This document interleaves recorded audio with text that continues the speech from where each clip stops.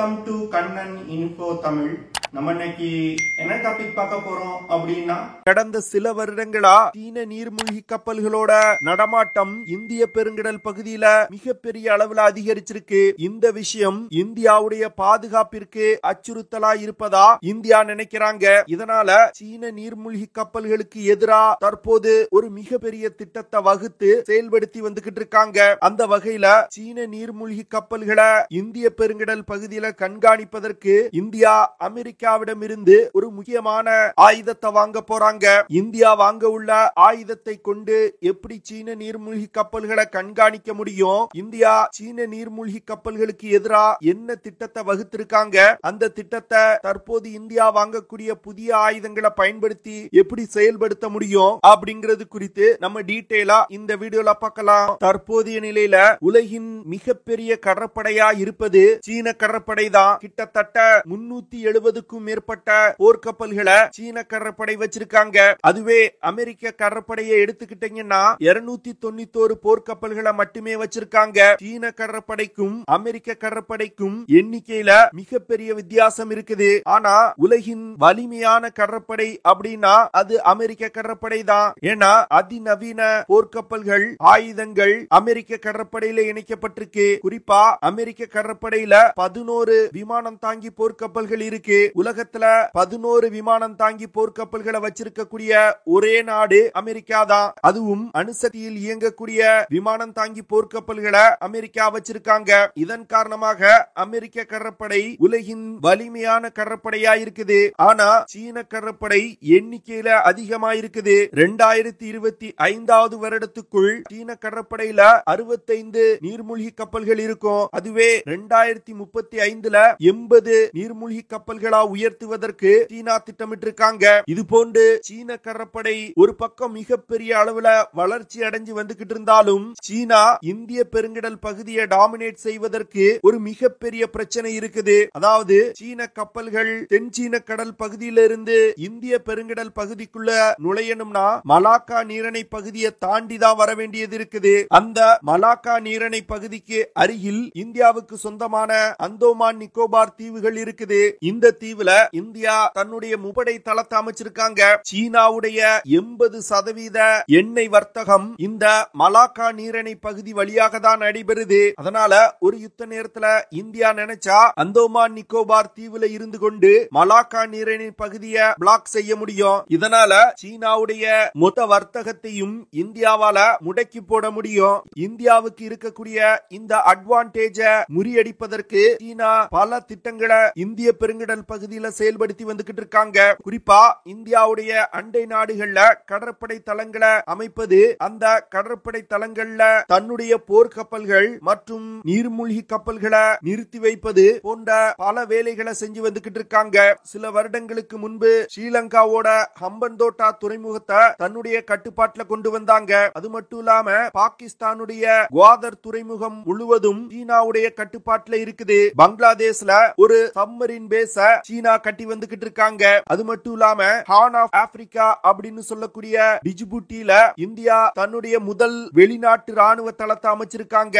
இந்த கடற்படை தளங்கள் மற்றும் ராணுவ தளங்கள் அனைத்துமே இந்திய பெருங்கடல் பகுதியை டாமினேட் செய்வதற்கு சீனா உருவாக்கி வரக்கூடிய விஷயங்கள்.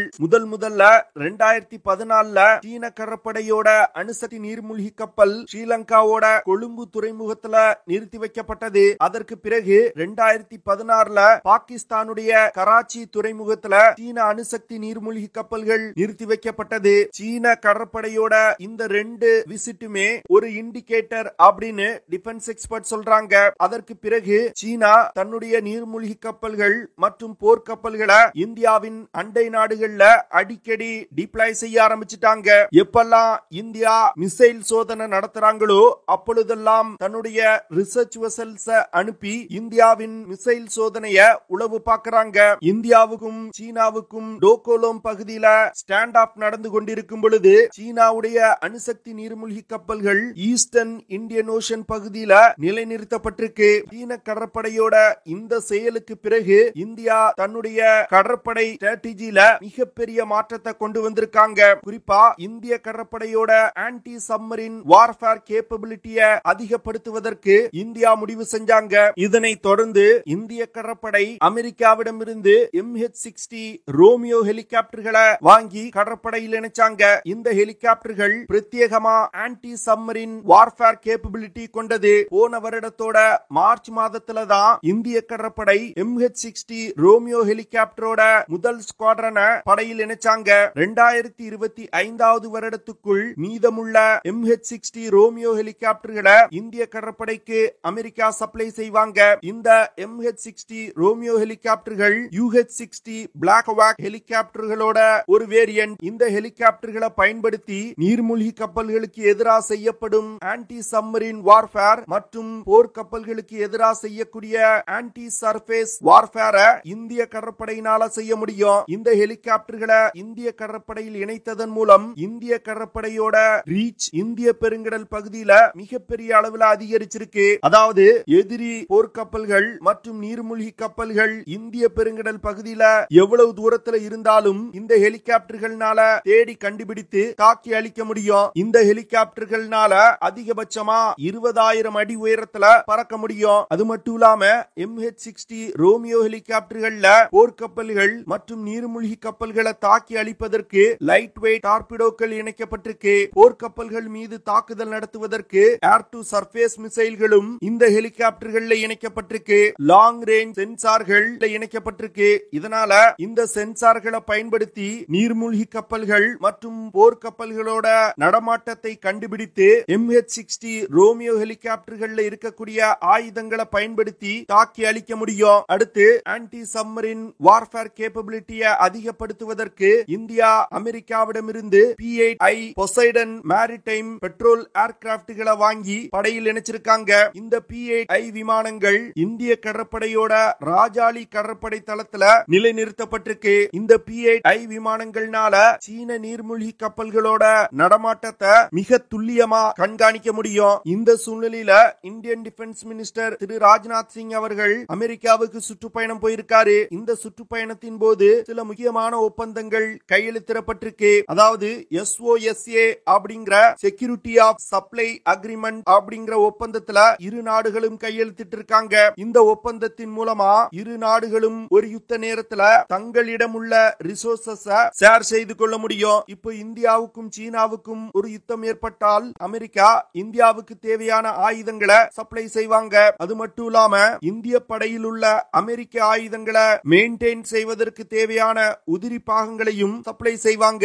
அமெரிக்கா இந்த SOSA ஒப்பந்தத்தை இதுவரைக்கும் 18 நாடுகளுடன் போட்டிருக்காங்க. குறிப்பா சொல்லணும்னா இந்த SOSA ஒப்பந்தத்தை America, United kingdom, Italy, Japan, Netherlands, Norway, Singapore, Spain, south Korea போன்ற பல நாடுகளுடன் போட்டிருக்காங்க. இந்த ஒப்பந்தத்தின் மூலமா யுத்தம் போன்ற இக்கட்டான சூழ்நிலையில இரு நாடுகளுமே பயனடைவாங்க. அடுத்து அமெரிக்கா இந்தியாவுக்கு நீர்மூழ்கி கப்பல்களை கண்டுபிடிப்பதற்கு உதவி செய்யும் சோனோபாயர்களை விற்பனை செய்வதற்கு ஒப்புதல் கொடுத்திருக்காங்க. கிட்டத்தட்ட 52.8 மில்லியன் அமெரிக்க டாலர் செலவுல இந்தியா அமெரிக்காவிடமிருந்து இந்த சோனோபாயர்களை வாங்க போறாங்க.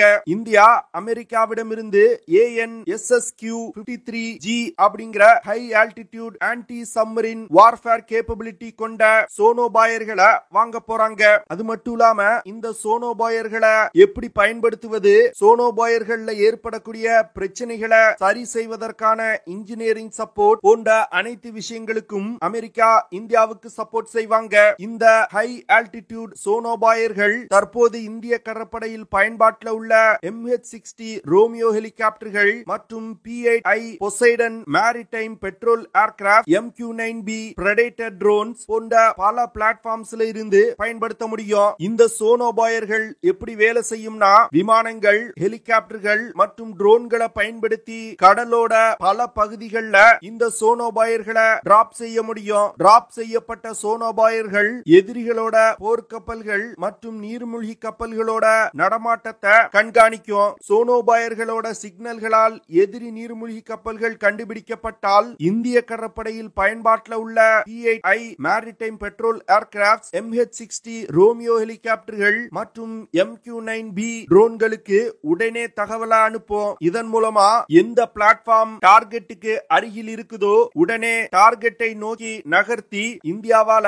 கண்டுபிடிக்கப்பட்ட எதிரி நீர்மூழ்கி கப்பலை தாக்கி அழிக்க முடியும். சோனோபாயர்கள் மிகவும் அட்வான்ஸ் தொழில்நுட்பம் கொண்டது. இது கடல்ல நீர்மூழ்கி கப்பல்கள் இருக்கிறதுனால ஏற்படக்கூடிய டெம்பரேச்சர் வித்தியாசத்தை வச்சு கூட நீர்மூழ்கி கப்பல்களை கண்டுபிடிக்கும். இதனால வரும் காலத்துல இந்தியா இந்த சோனோபாயர்களை இந்திய பெருங்கடல் பகுதியில டிப்ளாய் செஞ்சாங்கன்னா சீன நீர்மூழ்கி கப்பல்கள்னால இந்திய கடற்படையிடமிருந்து தப்பிக்கவே முடியாது. இந்த சோனோபாயர்கள் எதிரி நீர்மூழ்கி கப்பல் எந்த இடத்துல இருக்குது அப்படிங்கறத ரொம்ப துல்லியமா கணித்து கடற்படை பிளாட்ஃபார்ம்ஸுக்கு செய்தி அனுப்பும். இதனால இந்திய கடல் எல்லைக்குள் நுழையக்கூடிய எதிரி நீர்மூழ்கி கப்பல்களை அதிவிரைவா தாக்கி அழிக்க முடியும். ஒரு யுத்த நேரத்துல இது போன்ற ஹை ஆல்டிடியூட் சோனோபாயர்கள் இந்திய கடற்படைக்கு மிகப்பெரிய அளவுல உதவி செய்யும். சீன கடற்படை பாகிஸ்தான், ஸ்ரீலங்கா மற்றும் பங்களாதேஷ்ல இருக்கக்கூடிய தன்னோட பேசஸ ஒரு யுத்த நேரத்துல பயன்படுத்த முயல்வாங்க. அதுவும் ஆப்பிரிக்கால இருக்கக்கூடிய டிஜிபூட்டி துறைமுகத்துல இருந்து தன்னுடைய கடற்படையின் நீர்மூழ்கி கப்பல்கள் மற்றும் போர் கப்பல்களை இந்திய பெருங்கடல் பகுதிக்குள் கொண்டு வந்து இந்தியாவுக்கு மிகப்பெரிய அச்சுறுத்தலை கொடுப்பாங்க. சீனா டிஜிபூட்டியில அமைச்சிருக்கக்கூடிய ராணுவ தளத்துல 300 மீட்டர் நீளம் கொண்ட பிரீதிங் ஏரியா அமைக்கப்பட்டிருக்கு. இந்த 300 மீட்டர் பிரீதிங் ஏரியால நீர்மூழ்கி கப்பல்கள், ஏர்கிராப்ட் கேரியர்ஸ், டெஸ்ட்ராயர்ஸ், ஃப்ரிகேட்ஸ் போன்ற போர் கப்பல்களை நிறுத்தி வைக்க முடியும். அது மட்டும் இல்லாம டிஜிபூட்டி துறைமுகத்துல இன்னும் அதிக அளவுல இன்ஃப்ராஸ்ட்ரக்சர் டெவலப்மெண்ட்ஸ கொண்டு வந்துகிட்டு இருக்காங்க. அதனால வரும் காலத்துல சீனாவுடைய இந்தியன் ஓஷன் ஸ்ட்ராட்டஜியில டிஜிபூட்டி துறைமுகம் மிகவும் ஒரு முக்கியமான ரோலை பிளே பண்ணும். இந்த விஷயத்தை இந்திய கடற்படை கவுண்டர் செய்யணும்னா தன்னுடைய சி டினையல் கேப்பபிலிட்டிய மிகப்பெரிய அளவுல அதிகரிக்கணும். சி டினையல் கேப்பபிலிட்டி அப்படிங்கிறது நமது கடல் எல்லைக்குள் எதிரி போர்க்கப்பல்கள், நீர்மூழ்கி கப்பல்கள் மற்றும் விமானம் தாங்கி போர்க்கப்பல்களை நுழைய விடாமல் தடுப்பதுதான் சி டினையல் அப்படின்னு சொல்லுவாங்க. ஆன்டி சப்மரின் வார்ஃபேர் கேப்பபிலிட்டி கூட ஒரு சி டினையல் கேப்பபிலிட்டி தான். இந்தியா வரும் காலத்துல சோனோபாயர்கள் பொருத்தப்பட்ட MH-60 ரோமியோ ஹெலிகாப்டர்கள், P-8I Poseidon maritime petrol aircraft, MQ-9B C Guardian drones போன்ற பல ஆன்டி சப்மரின் வார்ஃபேர் பிளாட்ஃபார்ம்ஸ் இந்திய பெருங்கடல் பகுதியில இயக்குவாங்க. அப்படி இயக்கும் பொழுது அந்த பிளாட்ஃபார்ம்ஸ்ல இருக்கக்கூடிய சோனோபாயர்களை bay of Bengal, Indian ocean மற்றும் அரேபியன் சி பகுதியில டிப்ளாய் செய்வாங்க. இதன் மூலமா மலாக்கா நீரிணை பகுதி மற்றும் டிஜிபூட்டி துறைமுகத்தில் இருந்து நுழையக்கூடிய சீன நீர்மூழ்கி கப்பல்கள் மற்றும் போர் கப்பல்களை இந்தியாவால உடனே கண்டுபிடிக்க முடியும். கண்டுபிடித்தவுடன் MH-60 போன்ற ஆன்டி சப்மரின் பிளாட்ஃபார்ம்ஸ் பயன்படுத்தி சீன நீர்மூழ்கி கப்பல்கள் மீது தாக்குதல் நடத்துவாங்க. இதனால வரும் காலத்துல சீன நீர்மூழ்கி கப்பல்கள்னால தற்போது இந்திய பெருங்கடல் பகுதியில ரொம்ப ஃப்ரீயா சுற்றி திரிவது போன்று இருக்க முடியாது. ஏன்னா இந்த சோனோபாயர்கள் சீன நீர்மூழ்கி கப்பல்கள் மற்றும் போர் கப்பல்களோட ஒவ்வொரு நகர்வையும் இந்திய கடற்படைக்கு அனுப்பி வச்சுக்கிட்டு இருக்கும். அதனால சீனா தன்னுடைய நேவல் பிளாட்ஃபார்ம்ஸ இந்திய பெருங்கடல் பகுதியில டிப்ளாய் செஞ்சிருந்தாலும் இந்தியா நினைச்சா அதை தாக்கி அழிக்க முடியும். இதன் காரணமா அமெரிக்காவிடம் இருந்து வாங்கியிருக்க இந்த சோனோபாயர்கள் சீன கடற்படையின் நீர்மூழ்கி கப்பல்களுக்கு மிகப்பெரிய அச்சுறுத்தலா விளங்கும். ஓகே ஃப்ரெண்ட்ஸ், நம்ம வீடியோவோட நிறைவு பகுதிக்கு வந்துட்டோம். இதெல்லாம் தான் நான் உங்ககிட்ட ஷேர் பண்ணணும் அப்படின்னு நினைச்ச விஷயங்கள். ஐ ஹோப் நான் ஷேர் பண்ண விஷயங்கள் உங்களுக்கு பிடிச்சிருக்கும்னு நினைக்கிறேன். அப்படி பிடிச்சிருந்துச்சுன்னா ஷேர் பண்ணுங்க, லைக் பண்ணுங்க, கமெண்ட் பண்ணுங்க. மறக்காம நம்ம சேனலுக்கு சப்ஸ்கிரைப் பண்ணுங்க. See you in the next video. Jai Hind.